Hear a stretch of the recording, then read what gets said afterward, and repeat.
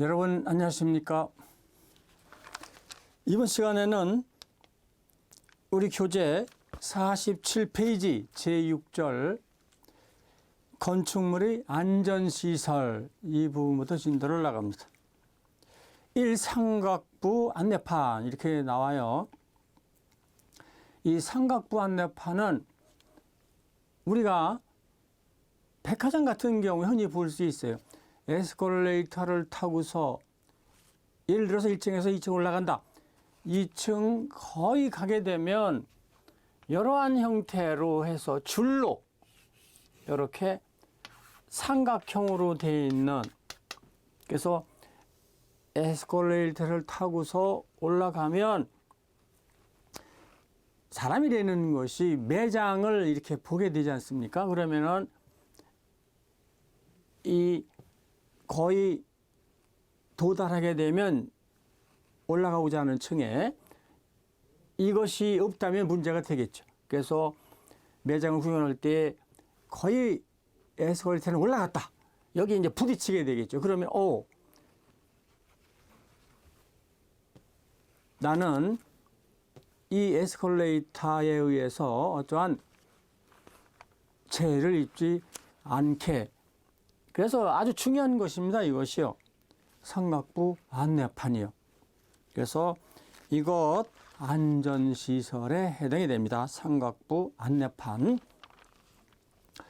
그 다음에 이제 48페이지를 보시게 되면 특수승강기가 나옵니다. 이 특수승강기 쪽 나가기 전에 에스컬레이터와 형태가 같은, 그렇지만 계단으로 되어 있지 않아요. 그래서 무빙 워크가 나와요. 과거에는 수평 보행이 이렇게 이제 되어 있었는데 현재로서는 무빙 워크 이렇게.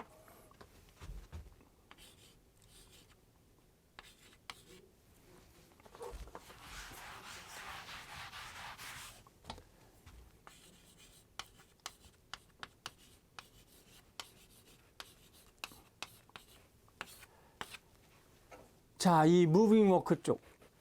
이건 역시 마찬가지로 시험에 또 자주 등장을 하는데, 이쪽에서 암기가 되셔야 될 것은요.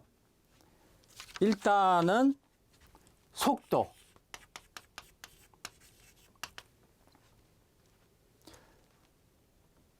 분당으로 한다면 45m. 이게 미니지니까요. 분당 45m 이하여야 한다. 그런데 관련 법 규정에는 이렇게 돼 있지를 않아요. 시험 문제는 이렇게도 나왔다가 또 초당으로 나오기도 해요. 초당인 경우에는 0.75 m/s 이하 이렇게 되어 있습니다. 여기에다 60을 곱하게 되면 이 값이 나오겠죠. 그래서 무빙 워크의 속도 상당히 중요합니다. 분당으로 시험 문제 또 초당으로 시험 문제 나오면 반드시 맞출 수 있어야 되겠습니다. 그 다음에 경사도. 이 경사도, 자, 에스컬레이터 경사도는 30도 초과하면 안 된다고 그랬죠. 그런데 이 무빙 워크인 경우에 경사도는 12도 이하입니다. 자주자주 시험에 출제가 되고 있는, 그래서 이 무빙 워크. 이 무빙 워크게 되면 많이 볼 수 있죠. 백화점도 볼 수 있죠. 또 뭐 전철역사도 거리가 멀면 무빙 워크 돼 있죠. 공항 같은 경우에도 무빙 워크 돼 있죠. 계단은 없죠. 그렇지만 이 핸드레일도 있잖아요. 이동 손잡이도 있죠. 자, 무빙 워크의 속도, 그 다음에 경사도 반드시 기억될 그러한 사항입니다. 그 다음에 이제 이 무빙 워크 쪽에서는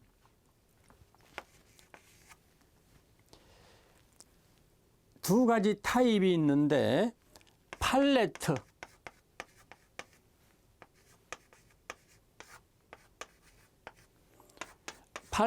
타입과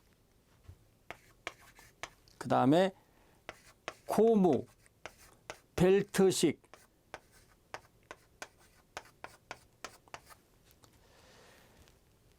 자, 팔레트식 하게 되면 스테인리스처럼 되어 있는, 그 다음에 고무 벨트식으로 되어 있는 그런 두 가지 타입이 있어요. 자, 이 세 가지만 알면 무빙워크 쪽은 다 이제 관련 문제에 적응할 수가 있습니다. 그래서 속도, 경사도, 그 다음에 형태, 타입은 팔레트식과 고무 벨트식이 있다 하는 거 기억을 해 주십시오. 자, 이어서 9번의 특수 승강기 쪽으로 갑니다. 우리 교재는 48페이지가 됩니다. 제1절 입체 주차 설비 이렇게 나와요. 자, 1. 수직 순환 주차 방식 이렇게 나옵니다. 주차 구역에 자동차를 넣고 그 주차 구역을 수직으로 순환 이동하여 자동차를 주차시키는 방식이다. 이렇게 되어 있죠.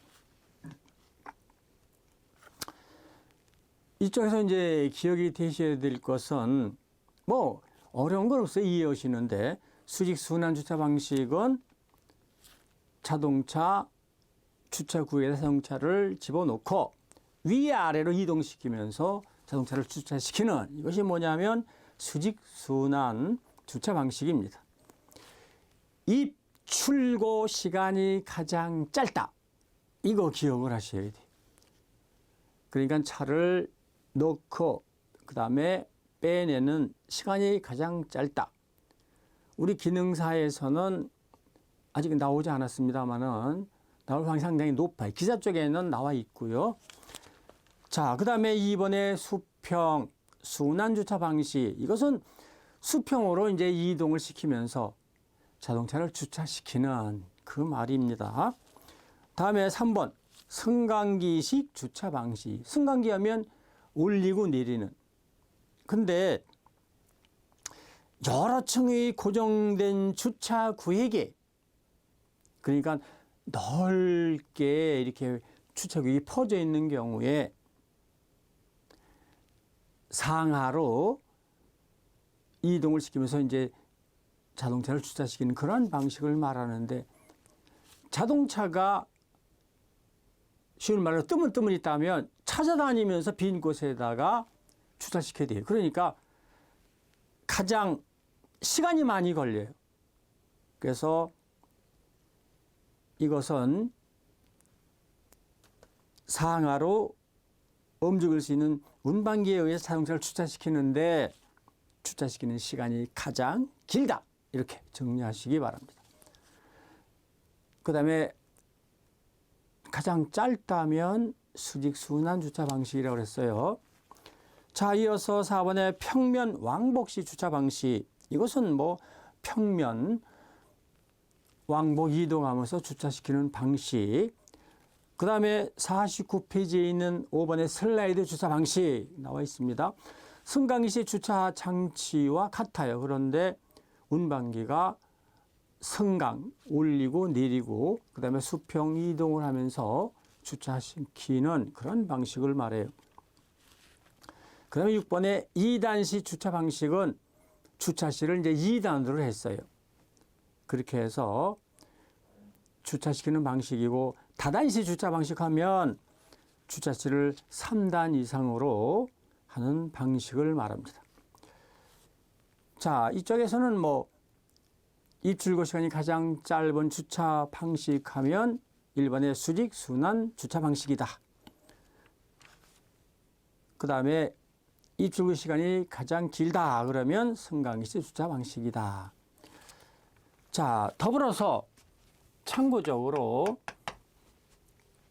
자동차를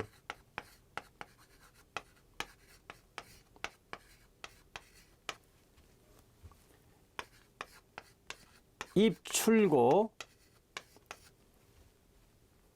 하는 사람이 출입하는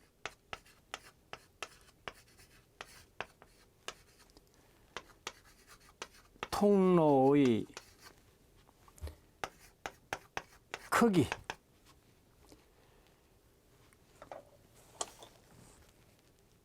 너비가 50cm 이상, 그 다음에 높이가 1.8m 이상 이렇게 규정하고 있습니다. 그래서 참고적으로 가로죠, 세로죠. 자, 그래서 이와 같이 규정하고 있다 하는 걸 참고적으로 말씀을 드립니다. 이어서 10번 보면 덤웨이터가 나옵니다. 제1절 구조, 이 덤웨이터도 이렇게 중요하다고 그랬죠. 그래서 바닥 면적이 1제곱미터 이하, 가로 1m, 세로 1m 이하, 그 다음에 천장 높이가 1.2m 이하. 자, 반드시 기억되셔야 될 것은 300kg 이하의 물건을 운반하는 데 사용하는 소형 엘리베이터이다 이거예요. 300kg 이하입니다. 법 개정되면서 300kg 이하로 규정하고 있습니다. 그 다음에 이제 이 덤웨이터 하게 되면 출입문에는 도록 설치해야 된다고 그랬죠. 도록 하게 되면 카에 물건을 싣고 반드시 잠그는 그런 장치, 도록 설치해야 된다. 자, 그 다음에 이제 속도 역시 이 덤웨이터인 경우에 속도 역시 마찬가지로 기억이 되셔야 돼요. 자, 60m/min 이하 이렇게 되어 있어요. 그러니까 만약 시험 문제에 초당으로 한다면 1m/s 이렇게 되겠죠. 그래서 속도 보시고 그 다음에 덤웨이터 출입구 문에는 도로 설치해야 된다는 것하고 타입은 두 가지 타입이 있다고 그랬죠. 타입은 덤웨이터 타입은 테이블 타입 이렇게. 그 다음에 이 테이블 타입인 경우에는 이제 서적 올리기 위한, 그 다음에 마루 타입이요. 플로어 타입 이렇게 있다고 그랬어요. 이 플로어 타입은 병원 같은 경우에 1층에서 예를 들어 10층에 음식을 옮긴다. 그러면 그러한 경우에는 이제 플로어 타입입니다. 자, 그래서 덤웨이터 암기하실 건 암기를 해 주셔야 됩니다. 이어서 11번의 유해시설, 제1절 고가의 유해시설. 고가 하게 되면 높은 위치에서의 그 말을 하고 있죠. 그러니까 높은 위치에서 이렇게 동작을 하는. 자, 1번 보시면 모노레일. 모노레일 하게 되면 레일 하나에 이제 매달려서 움직이는 그러한 유해시설. 그 다음에 2번에 어린이 기차. 기차 형태로 해서 어린이들 타고 이제 이동이 되는. 3번에 코스터. 롤러코스터 다 우리가 이제 많이 이제 접하는. 그래서 타원형 또는 직선 그런 레일을 타고서 오르내리는.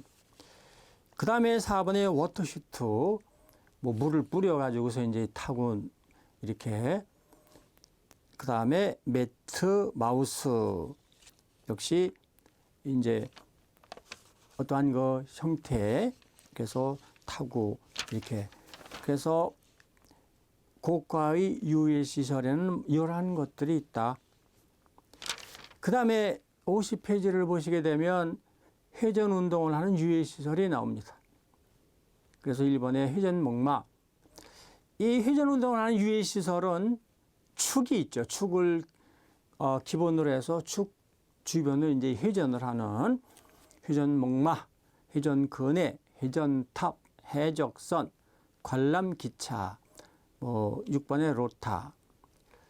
그래서 이 로타 역시 마찬가지로 축을 이제 기본으로 해서 회전하는, 그다음에 오토퍼스. 이 오토퍼스 하면 좀 생소한 것 같아요. 그래서 사람들 발을 묶어서 이제 거꾸로 공중에서 회전하는 오토퍼스. 그다음에 비행탑. 역시 비행기 모형이 축을 기점으로 해서 회전하는 이러한 것들이 회전 운동을 하는 유해 시설입니다. 이쪽 파트도 가 있는 문제 나와 있죠. 다음 중 회전 운동을 하는 유해 시설이 아닌 것, 이러한 형태에서 시험 문제에 나와 있는 것을 볼 수가 있습니다. 자, 그러면은 더불어서 여기에 보시게 되면 이러한 유홈, 언더컷홈, V홈 이러한 것들이 이제 제가 그림을 그려놨는데요. 자, 시부. 시험 문제는 시부로도 나왔다가 도르래로도 나왔다가 합니다. 그러니까 시부, 이것은 우리말로 도르래입니다. 자, 시부 그림을 계획적으로 그림을 그려본다면 두 번 로프에 의해서 칼을 매단다면, 자, 여기에 도르래 홈이 파져 있어요. 이렇게 여기에 이렇게 이러한 형태로 시부에 홈이 파져 있습니다. 이 파져 있는 홈 형태가 이렇게 U자형으로 또는 이러한 형태로 해서 또는 V자 형태로 홈이 파져 있습니다. 시부에. 여기에 로프가 이렇게 걸리는 거예요. 이러한 형태로. 그러면 여기에 카, 균형축 이렇게 이해를 하시면 편해요. 그래서 여기에 또 걸리겠죠. 이러한 형태로 이렇게 이러한 형태로. 자, 그러면은 이렇게 홈을 파 가지고서 로프, 홈, 마찰 계수 다릅니다. 그러니까 이 여기에 파여 있는 홈이 U형인 경우와 언더컷홈인 경우와 V홈인 경우 다 틀려요. 자, 여기 이렇게 표시해 놓은 이것이 뭐냐면은 이 시부 이거를 말하고, 그 다음에 얘네들이 뭐냐면 로프예요. 자, V형부터 설명을 드린다면 로프가 홈에 속된 말로 꽉 끼겠죠. 그러면은 마찰 계수가 크겠죠. 미끄러지지 않겠죠. 로프가 시부에서 미끄러지지 않겠죠. 그렇지만 로프는 많이 닳겠죠. 자, V자 형태로 되어 있죠. V형. 그 다음에 언더컷홈은 이러한 형태예요. 역시 마찬가지로 로프는 꽉 끼겠죠. 그렇지만 V홈이 더 꽉 끼겠네요. 그렇죠? 그 다음에 U홈인 경우에는 이거는 이렇게 마찰 계수가 많이 떨어지겠죠. 자, 그래서 V홈인 경우에는 여기에 파져 있는 홈이 이렇게 V형 형태로, 언더컷홈인 경우에는 이러한 형태로, 그 다음에 U홈인 경우에는 이러한 형태로 이 시부에 홈이 파져 있다. 그래서 로프가 걸린다. 홈이 파져야만 이 로프는 거기에 걸려서 옆으로 왔다 갔다 하질 않겠죠. 현장에서는 언더컷홈을 씁니다. 여기에 언더컷홈을 쓰고 있어요. 그러니까 마찰 계수가 V형보다는 떨어지지만 마찰 계수는 크겠죠. 그래도요. V형인 경우 마찰 계수 더 커요. 쉽게 설명을 드린다면 더 꽉 끼어 미끄러지질 않겠죠. 그렇지만 또 이 로프 너무 자주 이렇게 갈아줘야 돼요. 그런 문제점이 있어요. 그래서 현장에서는 언더커텀을 쓰고 있다. 자, 그러면은 이 로프의 미끄러짐이 이제 이게 문제가 돼요. 그러니까 카측과 균형 추측 무게가 같다면, 근데 같을 수는 없잖아요. 같다면 미끄러짐이 가장 일어나질 않겠죠. 자, 아주 중요합니다. 그러면 로프의 미끄러짐이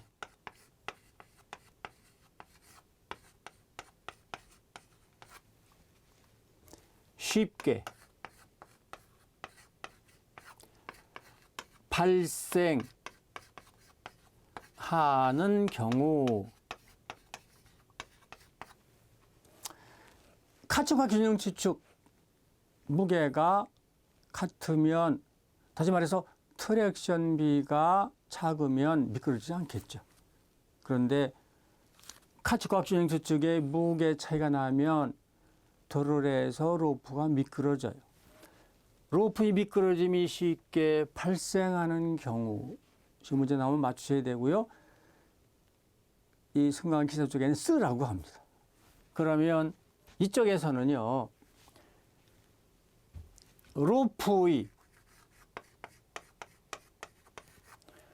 권부각이 작을수록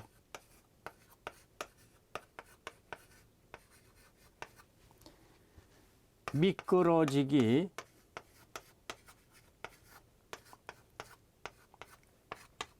쉽다. 자, 이 권부각이라는 말이 나왔는데 C부에 로프가 이렇게 걸린 경우와 그 다음에 이 C부에 로프가 이렇게 걸린 경우, 자, 이 경우가 더 마찰 계수가 크고 로프 미끄러짐이 없겠죠. 자, 권부각이라고 하는 것은 이러한 각을 말해요. 이러한 각. 여기에는 자, 이러한 각. 그러니까 이 각하고요. 이 각하고 이 각이 더 크죠. 그러니까 이렇게 권부각이 큰 경우에는 로프가 C부에서 미끄러지지 않는다 이거죠. 이 경우에는 권부각이 작다 보니까 이 로프가 C부에서 미끄러질 확률이 이것보다는 이것이 더 크다 이 말이에요. 로프의 권부각이 작을수록 미끄러지기 쉽다.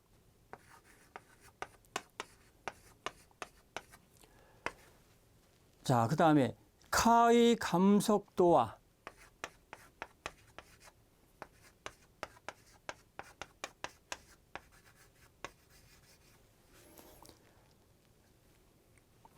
가속도,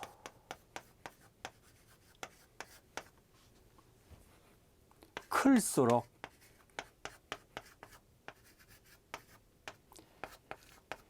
미끄러지기 쉽다. 뭐 이것은 뭐 상식입니다. 카의 감속도와 가속도가 클수록 미끄러지기 쉽다. 그 다음에 카측과 균형 추측의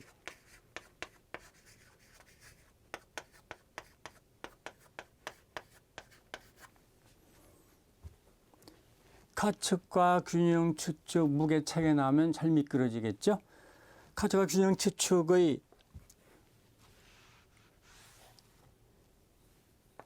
로프에 걸리는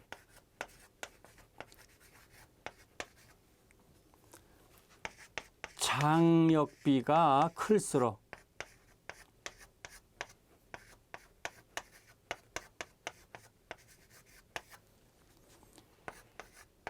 미끄러지기 쉽다.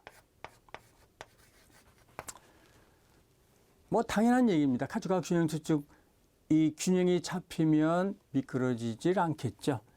그런데 가주각 균형 수축의 로프에 걸리는 장력비가 크면 클수록 미끄러지기 쉽다 하는 겁니다. 자, 그 다음에 하나 더. 로프와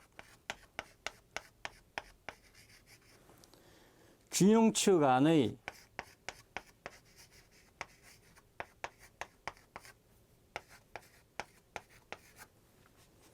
마찰계수가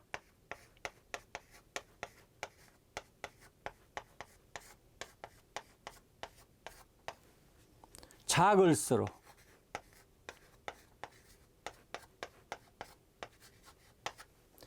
미끄러지기 쉽다.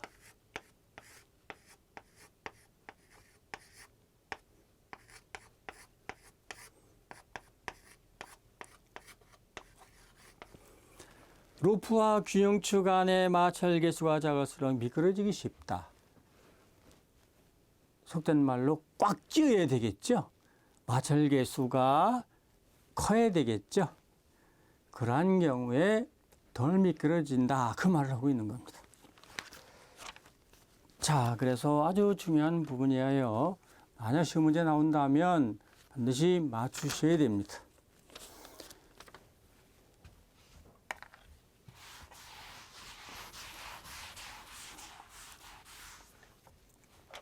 이어서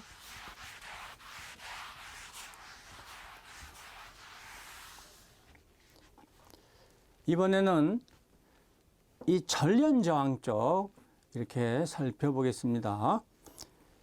이 승강기 쪽 또 전기 쪽 마찬가지입니다. 어떠한 그 설비를 하고 전기 설비를 했을 때 그때의 전련저항 너무나도 중요한 거예요.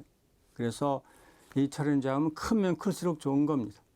전련저항 하게 되면은요, 전선이 있다면 구리가 있고 피복이 있을 거 아닙니까?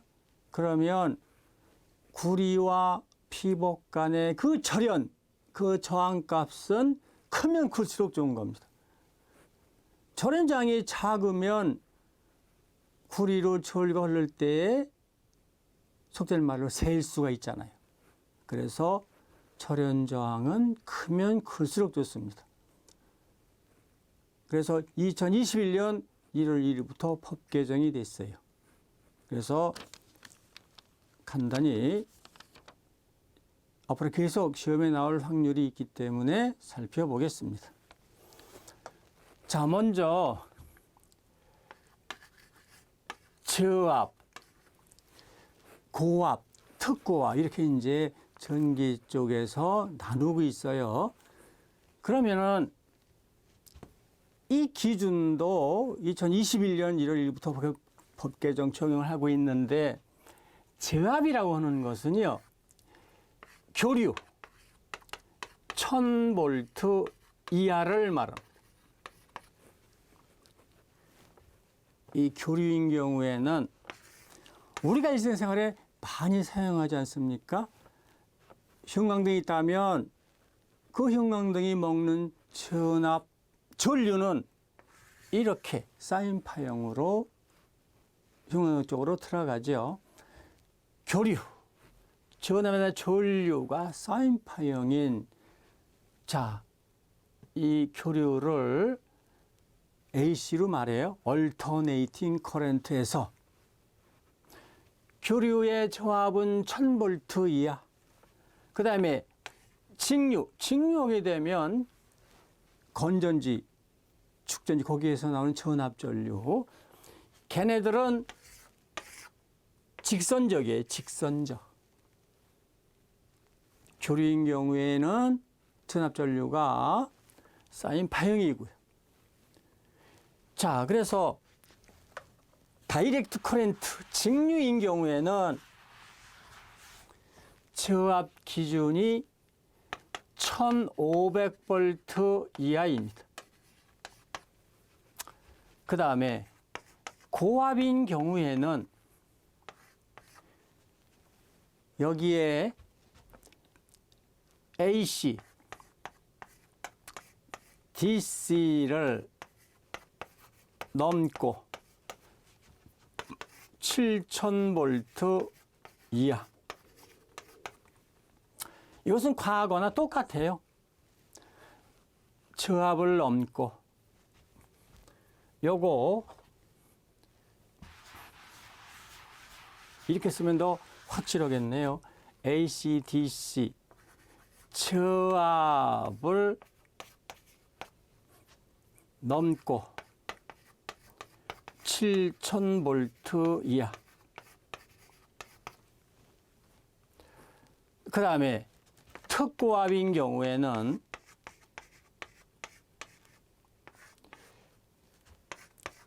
AC, DC 7000V 초과 뭐 넘는다 이렇게 이제 정리를 합니다.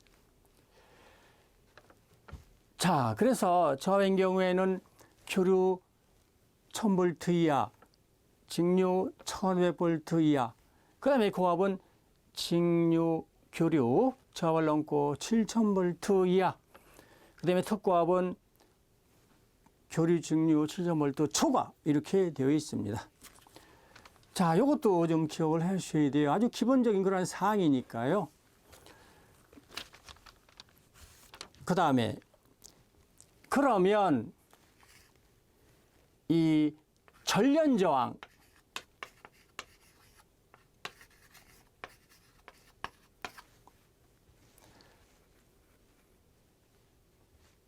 여기에 있어서 자, 셀 SEL 볼트와 PL 볼트. 그런데 얘네들이 이러한 경우에 100 볼트 암페어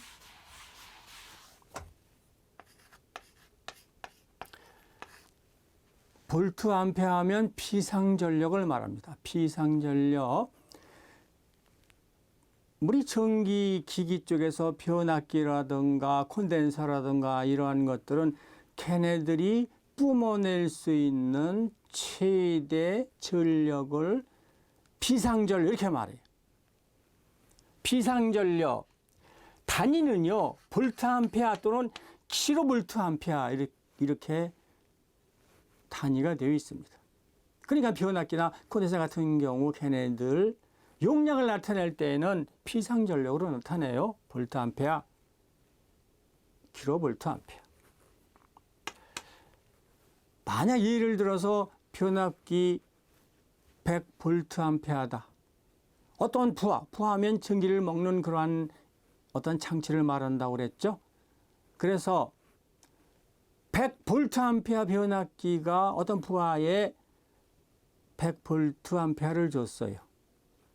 그런데 어떤 기계가 90을 먹었어요.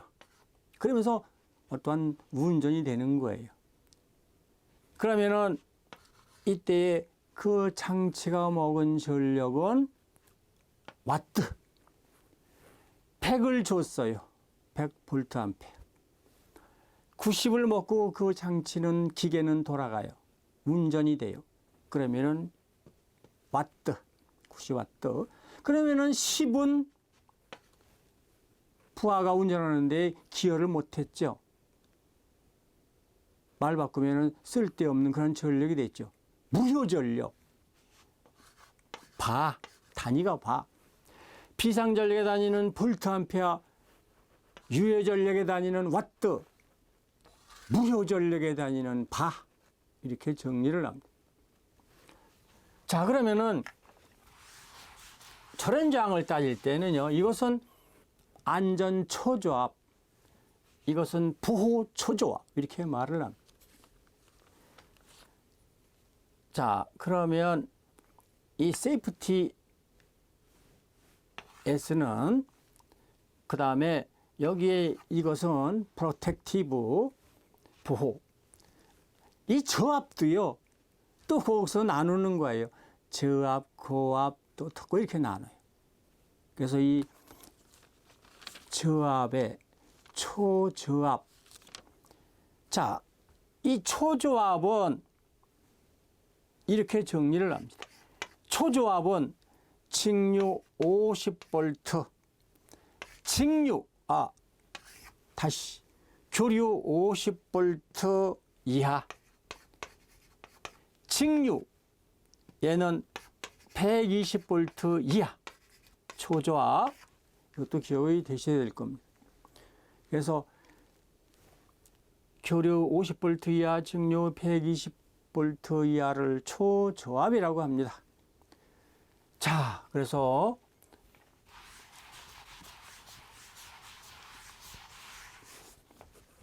여기에 절연저항 쪽에서 안전초저압과 보호초저압 설명을 했어요. 자, 그러면은 이 안전초저압부터 설명을 드린다면, 변압기 같은 경우로 설명을 간단히 드린다면 1차와 2차가 있어요. 1차와 2차 절연을 해놓고 1차와 2차 절연을 해놨어요. 거기 2차 측에 나타나는 전압이 초저압. 이러한 해로 안전초저압 이렇게 말해요. 보호초저압이라는 것은 1차와 2차 절연이 돼 있어요. 그런데 그때 2차 측에 나타나는 전압이 초저압인 경우인데 2차 측이 접지가 돼 있어요. 틀리죠? 안전초저압은 1차, 2차 절연이 돼 있다. 2차 측에 나타나는 그 전압이 초저압인 경우. 다음, 보호초저압은 1차와 2차 절연이 돼 있다. 2차 측에 뜨는 전압이 초저압이다. 그런데 2차 측이 접지가 돼 있다. 자, 보호초저압. 그러면 안전초저압과 보호초저압, 얘네들 이것들이 사용하는 용량 100A인 경우에, 자, 여기에 체크하는 시험 직류전압입니다. 직류전압. 그래서 직류전압은 250V. 여러분들 그 메가, 절연저항 재는 메가는요, 거기에 건전지 6개, 8개 이렇게 들어가잖아요. 직류 들어가서 걔네들이 내뿜는 전압은요, 250V, 500V, 1000V 거기서 나온다. 이렇게 이해를 하셔야 돼요. 그래서 안전초저압, 보호초저압인 경우에 얘네들은 그 절연저항을 채기 위해서는 시험전압 250V짜리를 쓰는 거예요. 그때 절연저항은 0.5 메가옴 이상 이렇게 되어 있습니다. 0.5 메가옴 이상. 자, 여기서 1메가옴은 10의 6승 옴. 대문자로 써서 지금 M자. 1메가옴은 10의 6승 옴이에요. 그러니까 100만 옴이죠. 자, 안전초저압, 보호초저압은 그 절연저항 값을 재려면 직류 250V용 그러한 계기, 절연저항계로 재겠죠. 그때 절연저항 값은 0.5메가옴 이상이어야 한다 하는 겁니다. 그 다음에 이번에는 기능초저압 FEL 볼트 또는 500V 이하. 자, 기능 초저압이라고 하는 것은요. 1차, 2차 절연이 안 돼 있어요. 그때 2차 측에 뜨는 전압이 초저압인 경우에 기능 초저압 이런 말을 합니다. 그래서 기능 초저압이나 또는 500V 이하 그러한 전압을 사용을 한다 했을 때에 그때에 절연저항 체크하는 그러한 계기 직류 500V짜리를 쓴다. 절연저항 값은 1.0 메가옴 이상이어야 한다. 자, 그 다음에 사용하는 전압이 500V 초과다. 이러한 경우에는 그때 절연저항 체크하는 그러한 계기 직류 1000V짜리를 쓰고 절연저항 값은 1.0 메가옴 이상이어야 한다 하는 겁니다.